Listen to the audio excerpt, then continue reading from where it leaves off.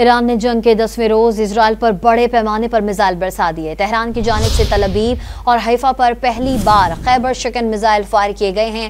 ایران کی جانب سے میزائل فائر کرنے کی ویڈیو بھی جاری کر دی گئی۔ ایرانی میزائلز نے صہیونی ریاست کے 10 مقامات کو نشانہ بنایا ہے۔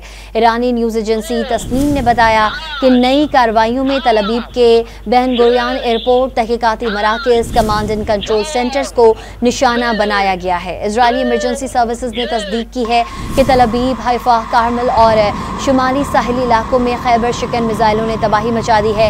عرب میڈیا کے مطابق اسرائیل کے ساحلی اور مضافاتی علاقوں میں بڑے پیمانے پر تباہی اور بربادی کے مناظر دیکھے گئے ہیں۔